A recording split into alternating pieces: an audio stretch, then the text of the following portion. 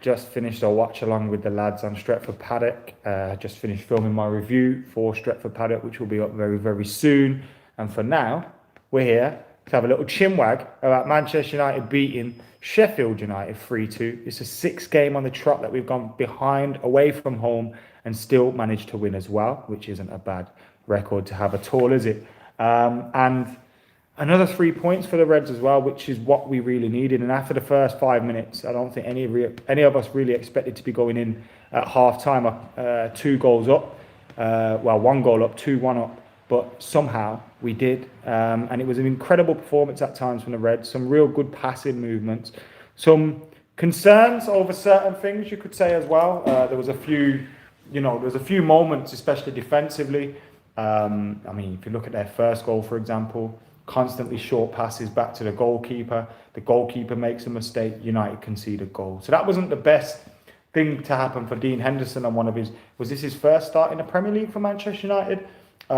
His second start in the Premier League for Manchester United, and it's not what you want to see from him. But to be fair, he recovered well from it. I don't remember feeling edgy or nervous whenever he got the ball in the rest of the game. And I thought whenever he had to deal with anything else, he did quite well with it. There were defensive errors and defensive mistakes. And obviously their second goal, it comes from Victor Lindelof winning the header, but heading it to the back of McGoldrick, and it goes in, which was mad frustrating as well. Because again, it's like all Lindelof has to do is head it that way, head it straight back down the field, and he clears his lines, but he heads it back to where it was coming from, back to where the corner came from.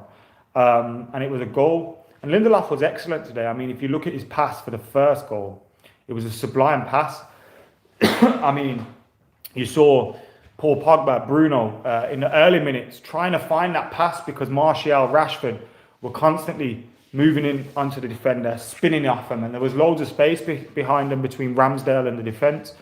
And it was Victor Lindelof who found that gap, found that hole with the pass, and it was an excellent pass for Marcus Rashford. And what was so impressive about Marcus Rashford's goal was he'd just missed an opportunity. He kills the ball dead and still manages the great finish as well. It was a very, very good goal. I've seen him score a goal similar to that before. I can't remember who that one was against. It might have been against Chelsea, but I might be wrong about that. But I have seen Marcus Rashford score an almost identical goal to that before as well. But that was a very, very good strike for Marcus Rashford. And the mad thing about him is, I don't think Marcus Rashford has been playing anywhere near his best this season.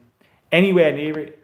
But today he gets 2 more goals. I think he's on 10 now for the season, maybe. He's on 12 for this season. He's got 6 in Europe, 5 in the league, 1 in the League Cup. He's having a very, very good time of it. And that's without him playing well. And that is something that gives me massive, massive confidence for the rest of the season. I know this is titled kind of tongue-in-cheek, #21 is coming. And I've been talking about how Manchester United need to win our game in hand, needed to beat Sheffield United today in order to be involved in a title race. And I know it sounds mental to even be talking about this in a title race. But this year, the title isn't going to be won as it has been last season or the season before. The title isn't going to be won like that. It's going to be a lot closer. It's going to be a lot closer to the top from the 4th. So we need to be in and around the race, in and around the teams that are challenging for the title until April at the very, very least. We have to be up there with those teams. Otherwise, it's a failure. Because when you look at the team that United have, yes, we didn't have the best of summers. Yes, we could have made certain signings and, other areas like central defence, defensive midfield, right wing. We know we needed to get those positions sorted and we didn't. But we did improve our team. Donny van der Beek, Cavani coming in, Alex Telles. They all improved the squad. Our squad is better than last season. So we should be improving on last season. An improvement on last season isn't scraping top 4. If we're scraping top 4 this season, it's a failure. Because it's going to take less points to get top 4. So we need to be at it this season. There's no ifs or buts or maybes. And Liverpool aren't going to win the league with 90-odd points. City aren't going to win the league with 90-odd points. It isn't one of those seasons. So if we're not there or thereabouts, there's problems. Now, I'm not saying it's going to be a failure if we don't win the league, but at least show some threat to Do you know what I mean? And when you look at Liverpool, bro, I don't believe we're not making more of it as a team, as Manchester United and Manchester United fans. Liverpool could potentially level up with us on 20 league titles this season. And no one seems to be putting up any sort of fight. United ain't putting up no fight. Chelsea, City, Spurs, no one's putting up a fight. So we need to put up that fight. I want Ole Gunnar Solskjaer putting up pictures of Klopp and Henderson with that Premier League title in every room at Carrington. I want them to be sick of seeing it. Like, if we can't grasp that there's a massive opportunity here to potentially win the league, then we're in the wrong game. It's like Paul Pogba, like, you want to leave at the end of the season, cool. No one's really asked. Even the people that love you and want you to stay and want you to be successful, they're not really asked because they're just tired of the whole situation. But even you should see this as an opportunity to be like, I want to leave at the end of the year. Let's go out with a bang. Let's do something crazy. When you look at the likes of Bruno Fernandes, he will be seeing the opportunities there. The fans will be seeing the opportunities there. And at the moment, I don't want people to start talking to us about title challenges because you can see what has happened to Chelsea and Spurs. But I want the players to, I hope they're realising that there's a potential here. There's potential here to do something great. Because this league is going to be wild. And if we can get any form of consistency, if we can get any form of, just look at the run we went on between between January and July. We went on an incredible. If you do that this season, if we go on that kind of run this season, we will fly up that table and we'll either be very close to or at the top of it. So we need to be pushing. We need to be looking to go on a run. This is a big season for everybody. It's a big season for Ollie. It's kind of make or break for him. If he doesn't look like he's going to be a success this season, and I'm not saying if he doesn't win the league or if he doesn't, but you need to show improvements this season. And if you're not, problems. There's players out there, Rashford, Marshall, all these guys. You need to step it up again. Maguire, Lindelof, step it up again. So the challenge is there. The challenge is there. So we need to start taking it seriously. Hopefully now we can start finding some fun. Because we still haven't played well enough yet. We still haven't played well. Every team's had some good form apart from us. And we're still somehow in with a sniff. Win our game in hand. We're 1 point ahead of Spurs, 4 points ahead of Chelsea. So, yeah, I know it sounds crazy to even consider it. But if we're not involved, we may as well sack it off now. And it's a big reason why I'd fuck off the Europa League as well. Send the 23s, send Dean Henderson, send Hannibal Medjbury, send all those guys, Brandon Williams and that, send them to the Europa League and keep everybody else wrapped in cotton wool ready to go for these league games. Because we're a third into the season. We win our game in hand with 2 points off top spot. Liverpool are in a season where they've got a lot of injuries. They still look so good. Jurgen Klopp, the bastard, best coach in the world at the moment. And it's going to take something special to stop them, but this is a season that is like no other. No pre-season, loads of injuries, congestion of fixtures. So if we're not, there's problems. There's problems. And Ollie, if Ollie can't challenge this year, when will he? When will he? Because I don't know if he will ever, if he can't this year. So it's a big win today. I wanted this win by any means necessary. Any means necessary. And thankfully we got it by any means necessary. Ryan says a new centre-back pairing's needed ASAP. I thought Lindelof did okay today. It's a weird one because they did well against City. There was still a few moments where you think, oh my fucking God, look at these clowns. And I think you always have that in them.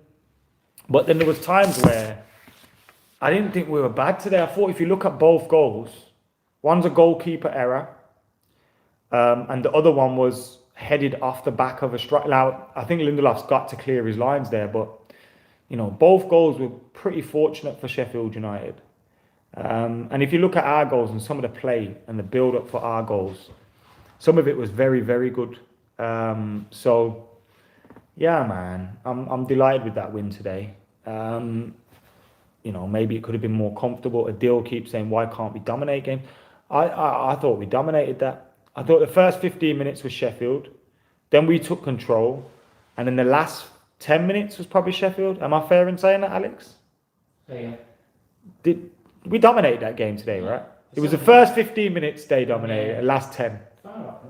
Innit? Yeah, about right. Yeah, Alex agrees with me, so I'm not remembering it crazily. Nice one. Truth has a tongue, says you always talk sense. Nice one, bro. Bruno loves to play with Pogba, says Mo here. You can tell he always commenting on his pictures and stuff as well. I think he does like playing with Pogba. I think quality sees quality. Ballers see ballers. And I think he'd be disappointed if Pogba left. Because it's probably one of those reasons why he joined the club. Because we had Pogba there. When you have Pogba will attract other players there.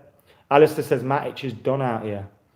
Yeah, he's blagged us and blagged a new contract out of us and just gone back to his old self, innit? Which is a shame.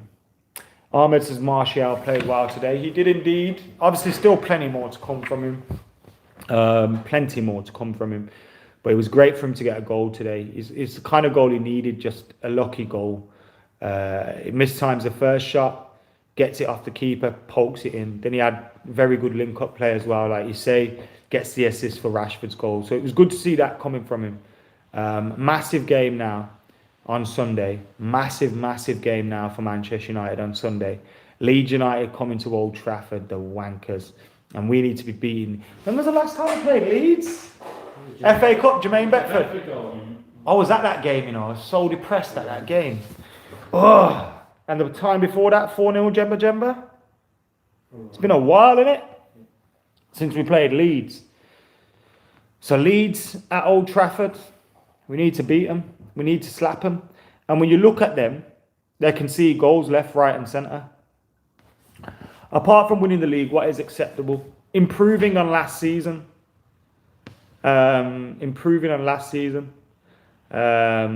So, yeah. Were them not just still live? You said they finished. No, I didn't. Said nothing. Alex. I said nothing. Alex said them lot had finished. Lying. Lies. You got me pissing on my own chips. Yeah, that's where that's I knew I would get it. Yeah, they were doing the after show review. Ross has come over here anyway. Ross knows it makes sense. Why does Ollie make subs so late? Van der Beek. Bro, everyone needs to calm down about Van der Beek. Look, relax. He was gonna go to Real Madrid. So it was a signing we didn't even expect to make. We brought him in. He improves our squad. He improves the team. All right, cool. But we can't rush him. Who do you want him to play ahead of? Bruno. He was actually in my predicted 11 today ahead of Bruno. Because I thought Bruno would have been good to get a rest. And maybe a game coming up is the right time for that. But you got to take our time. Fabinho didn't play every game for Liverpool at the start.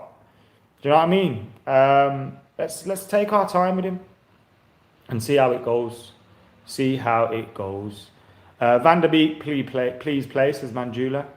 Tellez isn't good enough, says Manjula also. I think he is good enough, but I think he is a little bit sus defensively. PL Pisstake is the number one show of the week. You don't know already. Van der Beek will get his chances. A player like him, a player like that needs time. Relax about him. It's a different pace. And also, the Eredivisie ended in March. Do you know what I mean? He didn't have a pre-season, didn't have anything. Shoaib is happy with Tellez, thinks Tellez is good. Frustration for Tellez today because their corner that they scored from wasn't even a corner, which was annoying. What was with Henderson? He made a mistake today. Shailesh is watching in India where it's 4:19. Hold tight, use like watching in India.